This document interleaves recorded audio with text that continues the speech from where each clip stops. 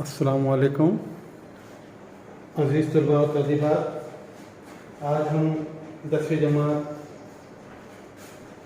کے اردو کی درسی کتاب میں دیا ہوا دوسرا سبق اپنے ہمسائے سے اس تعلق سے بات کریں گے، اس کے بارے میں پڑھائی کریں گے۔ ہمسایہ کہتے ہیں پڑوسی کو، اور پڑوسی کے بے شمار حقوق دیے گئے ہیں، اور جس کا پڑوسی اچھا اس کے سب معاملے اچھے، اس کے پڑوسی برابر نہیں، اس کا مطلب وہ برابر نہیں ہے ایسا سمجھا جاتا ہے۔ تو یہاں پر درسی کتاب میں صفحہ نمبر 7 پر دیکھ سکتے ہیں آپ کہ اس کے مصنف جو ہے کنہیا لال کپور ہے، ٹھیک ہے۔ تو کنہیا لال کپور نے یہاں پر آج کل کے زمانے کی سچائی پر مبنی ایک مضمون لکھے ہیں، اور اس میں پہلی بات ہے تو سمجھ میں آ جائے گا درسی کتاب میں صفحہ نمبر 7 پر۔ ایک مرتبہ دو گپ شپ بیٹھے ہوئے اپنے خاندان کے بارے میں بڑی بڑی باتیں کر رہے تھے۔ ایک نے کہا، میرے دادا کے پاس اتنا بڑا استبل تھا، استبل کہتے ہیں جہاں گھوڑے کو رکھا جاتا ہے، کہ جس میں بیک وقت 10,000 گھوڑے رکھے جا سکتے تھے۔ دوسرے نے کہا، میرے نانا کے پاس اتنا طویل بانس تھا کہ جب وہ اسے کھڑے کر گھر کی چھت پر کھڑے ہوتے تو بانس بادلوں تک پہنچ جاتا ہے۔ میرے نانا کے پاس اتنا طویل بانس تھا کہ جب وہ اسے لے کر گھر کی چھت پر کھڑے ہوتے تو بانس بادلوں تک پہنچ جاتا۔ لمبی لکڑی کہاں تک پہنچتی؟ بادل تک۔ جب چاہتے بادلوں کو ہلا کر کیا کر لیتے تھے؟ بارش برسا لیتے تھے۔ پہلے گپی نے پوچھا، تمہارے نانا اتنا بڑا باز آخر رکھتے کہاں تھے؟ تو دوسرے نے کیا جواب دیا؟ دیکھو، تو دوسرے گپاز نے کہا، اور کہاں رکھتے؟ تمہارے دادا ہی کے استبل میں رکھ دیا کرتے تھے۔ یعنی لفظ کا جھوٹی باتوں کا استعمال کیا جا رہا ہے۔ بعض لوگ اپنی جھوٹی شان دکھانے کے لیے اسی طرح شکل بگاڑتے رہتے ہیں۔ اکثر پڑوسی بھی اپنے آپ کو اوروں سے بہتر ثابت کرنے کے لیے مبالغہ آرائی سے کام لیتے ہیں اور دھوکہ دیتے ہیں۔ کنہیا لال کپور نے ذیل کے مضمون میں اسی سماجی برائی کو طنز کا نشانہ بنایا ہے۔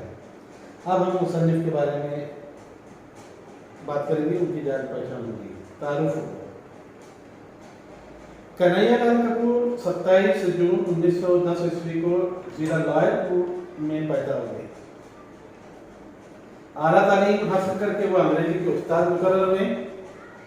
بعد میں گورنمنٹ کالج موگا پنجاب میں انہیں پرنسپل کے عہدے پر فائز کیا گیا، اور یہی 1980 میں ان کی وفات ہوئی۔ طنز و مزاح میں جرأت اور بے باکی کنہیا لال کپور کی خاص پہچان ہے۔ وہ سماجی ناہمواریوں کی جاندار تصویر پیش کرتے تھے۔ ان کی تحریروں میں طنز اور احتجاج کا پہلو نمایاں ہے۔ انہیں پیروڈی لکھنے میں خاص مہارت حاصل تھی۔ ان کے طنزیہ و مزاحیہ خاکے بھی مقبول ہوئے۔ نام دیکھ سکتے ہیں ان کی کتابوں کے: نوک نشتر، بالوں پر، سنگ و خشت، چنگ و رباب اور کامریڈ شیخ چلی ان کی مشہور کتابیں ہیں۔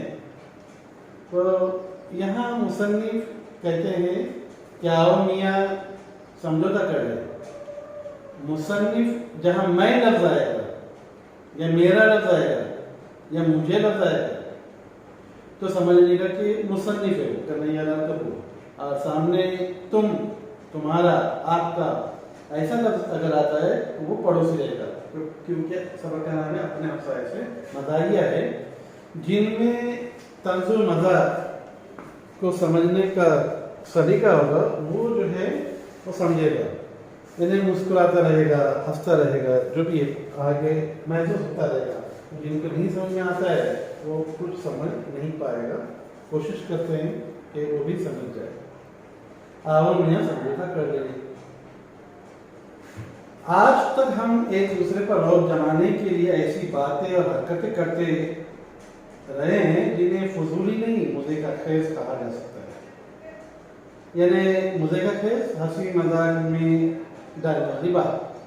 لیکن سوال یہ ہے آخر ہم کب تک ایک دوسرے کو مرعوب کرنے کے لیے یعنی ڈرانے کے لیے متاثر کرنے کے لیے اپنی حیثیت سے زیادہ خرچ کرتے رہیں گے یا جھوٹ بول کر اپنی عاقبت خراب کریں گے. عاقبت کہتے ہیں آخر. کیوں نہ ہم اس حقیقت کو تسلیم کر لیں, مان لیں, قبول کر لیں کہ ہم دونوں میں سے کوئی بھی رئیس ابن رئیس نہیں ہے. یعنی خاندانی رئیس نہیں ہے, خاندانی مالدار نہیں ہے, خاندانی امیر نہیں ہے, بلکہ تم ایک معمولی تاجر ہو. تم میرے کون پڑوسی اور میں ایک معمولی معلم ہوں. میں نے کون مصنف. اور دونوں پچھلے 5 برس سے 5 سالوں سے ایک دوسرے کو دھوکہ دینے کی بیکار کوشش کر رہے ہیں. کیا کر رہے ہیں؟ بیکار سی کوشش کر رہے ہیں ایک دوسرے کو کمتر یا نیچا دکھانے کے لیے. اب بات ایسی ہے کہ آگے پڑھتے جائیں گے تو سمجھ میں آتا چلتا جائے گا کہ مصنف و ہمسایہ مصنف اور ہمسایہ اور ان کی فیملیاں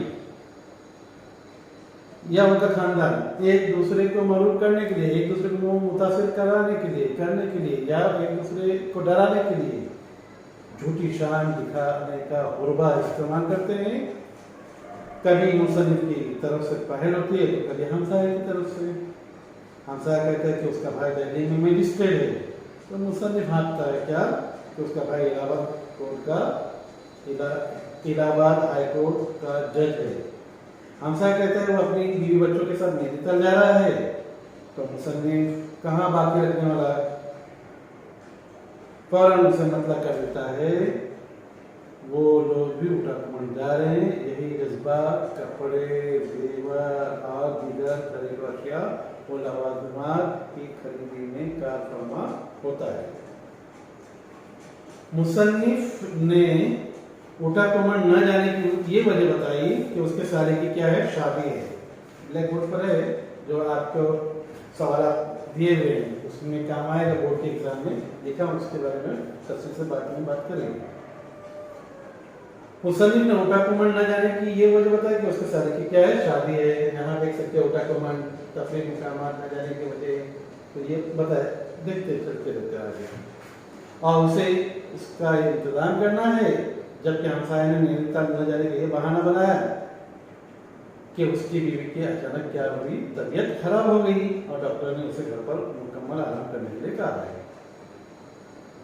مصنف کے ہمسائے نے, مصنف کے پڑوسی نے مصنف پر صرف رعب جمانے کی خاطر قسطوں پر خرید لی, انسٹالمنٹ بیس پر لیا.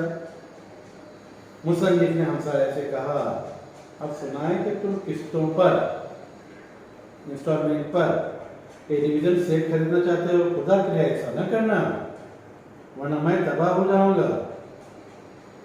فریج کی قسط بھی بڑی مشکل سے ادا کرتا ہوں, اگر ٹیلی ویژن کی قسط بھی ادا کرنی پڑی تو میرا تو دیوالا ہی ٹوٹ جائے گا, میں بہت نقصان میں آ جاؤں گا.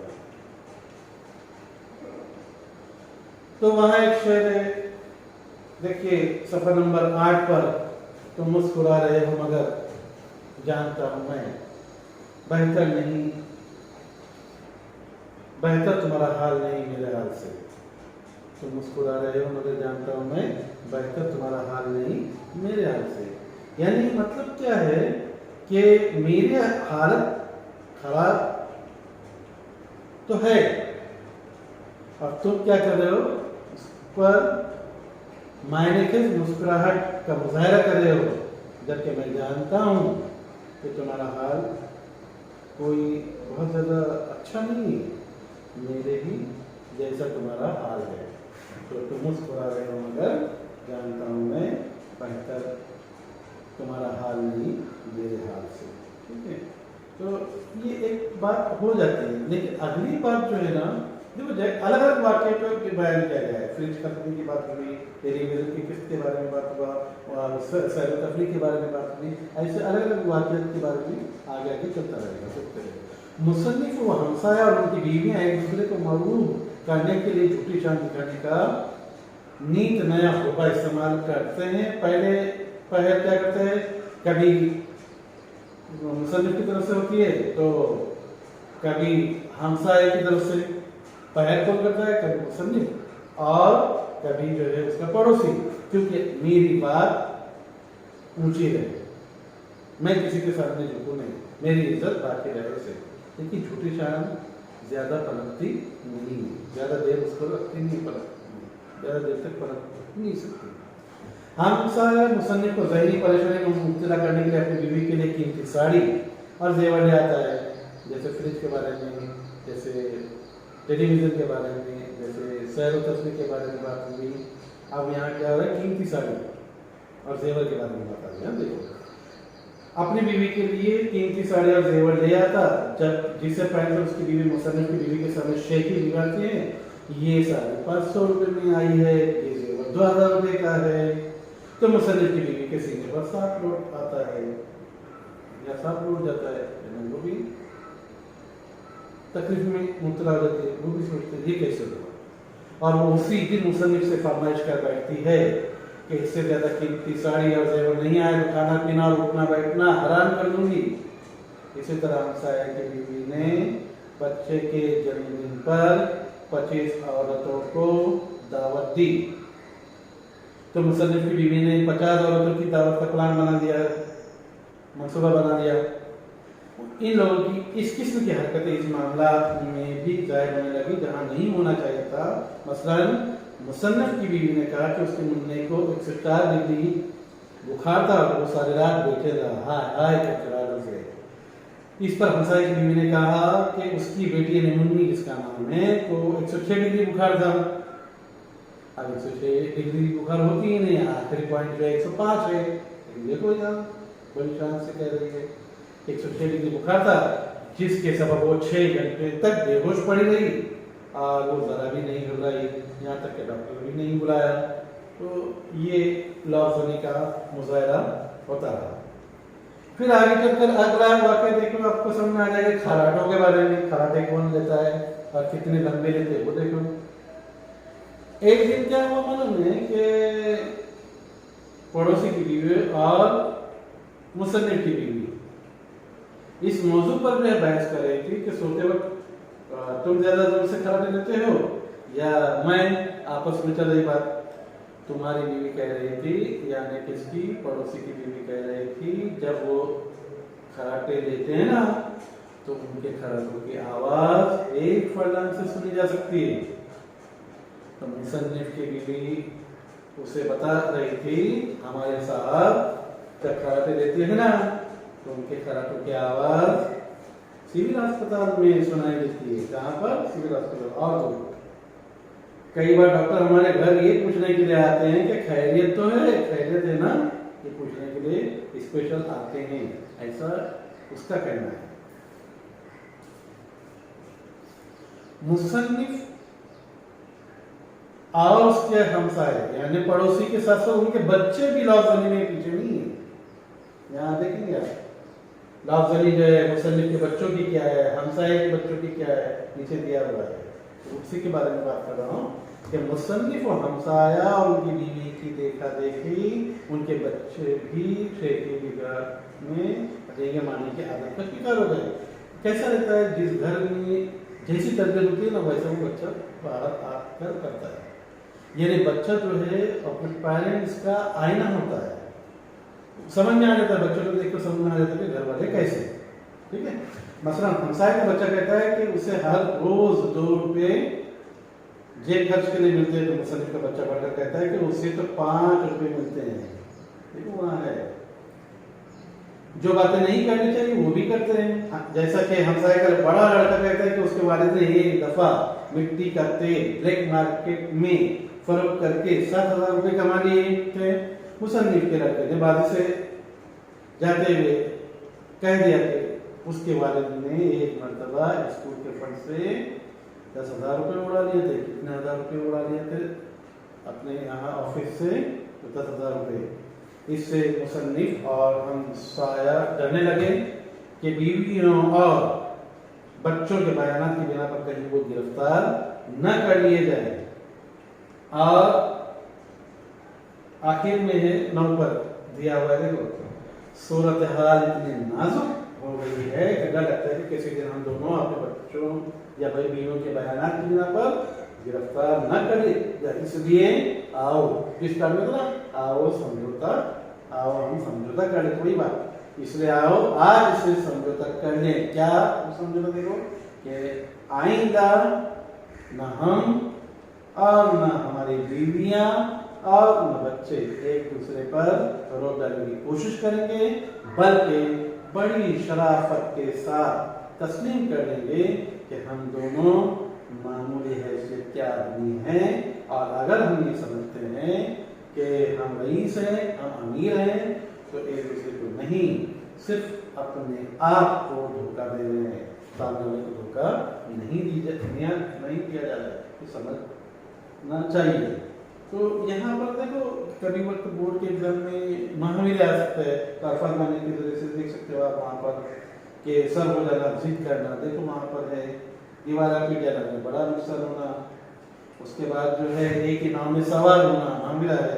انہیں جیسے مسئلے کا شکار ہونا. کافی تنگ کرنا مطلب پریشان کرنا. سینے پر سانپ لوٹنا یعنی حسد کے مارے بے چین ہو جانا. نیچا دکھانا یعنی بے عزت کرنا. رنگ لانا کا مطلب ہے ظاہر کرنا نتیجہ سامنے آنا. لفظی کرنا یہ دیگے مانا یہ سب معاملے ہیں. اور آپ کو روزانہ جب سبق پڑھتے ہیں تو ایک عادت ڈالیے کہ اس کے الفاظ معنی بھی پڑھ لیجیے. وہ جیسے کہ آپ کو بورڈ کے ایگزام میں کام آ سکتے ہیں. ٹھیک ہے یہ ایک ہو گیا. اب وہاں دیکھیے ہمسایہ کے پڑوسی کو الفاظ ضد دیکھ سکتے ہیں. تو سنجیدہ کی ضد ہے فضول ہے. فضول انکار اعتراف یا سمجھوتا. غریب کے لیے رئیس جس کو ہم امیر کہتے ہیں. اعتراف یا سمجھوتا. باہوش بے ہوش ہو جائے گا. دن رات اس کی ضد ہے. مصیبت خیریت اور کتاب میں آیا ہوا ہے لطف. اور خرید فروخت. لفظی کے بارے میں دیکھیں مصنف کے بچوں کی اور ہمسائے کے بچوں کی. تو کیا لفظی ہے؟ انہیں تو 5 روپے جیب خرچ ملتے ہیں. کسے؟ مصنف کے بچوں کے. ہمسائے کے بچوں کے انہیں ہر روز جیب خرچ کے لیے کتنے روپے ملتے ہیں؟ 2 روپے ملتے ہیں. ان کے والد اسکول فنڈ سے کتنے ہزار روپے اڑا لیے تھے؟ 10,000. یعنی مصنف کے بچہ کہہ رہا ہے لفظی کر رہا ہے جبکہ ہمسائے کا بچہ یعنی پڑوسی کا بچہ کہہ رہا ہے ان کے والد مٹی کے تیل کی مارکیٹنگ سے 7,000 روپے کمائے. ٹھیک ہے. آگے دیکھو تفریح مقامات. یہ 2 نمبر کے لیے آ سکتا ہے. یہ 2 نمبر کے لیے اور یہ 2 نمبر کے لیے آ سکتا ہے بورڈ کے ایگزام میں. دھیان دیجیے تفریح مقامات کون سا ہے؟ اٹاکمن. اور وہ کون سا ہے؟ نینی تال. مصنف کہ نہ جانے کی وجہ کیا ہے اور ہمسائے کی نہ جانے کی وجہ کیا ہے؟ دیکھو مصنف کی نہ جانے کی وجہ اٹاکمن کیا ہے؟ سالے کی شادی کے انتظامات کرنا ہے. جبکہ ہمسائے کی نہ جانے کی وجہ کیا ہے؟ بیوی کی طبیعت کی اچانک خراب ہے.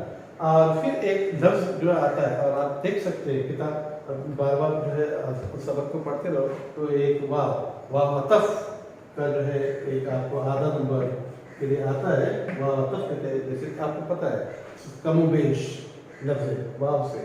تو ویسے ہی نرم و گرم یا صبح و شام سخت و سست لحیم و شہین. سنیں اب ایسے واو سے آپ کر سکتے ہیں. تو یہ شام و مساء یعنی شام اور صبح. سنیں یہ اس طرح سے کیسے دن و رات رات دن یا دن و رات یہ واو عطف کہلاتا ہے. ایسے ہی آپ کو جو زیر اضافت کا جو ہے یہ کرنا ہے تو وہاں دیکھو زیر اضافت کے الفاظ آپ کی کتاب میں ملیں گے آپ کو. جیسے کہہ سکتے ہیں کہ صورتحال پیج نمبر 9 پر دیکھو اوپر ہے وہ ہو جائے گا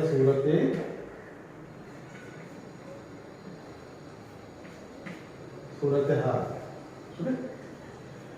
یا اور بھی देख सकते हैं आप, वहाँ मिल जाएगा आपको कि नजर डालते करिए तो समझ में आ जाएगा, आपको मिलेगा वहाँ पर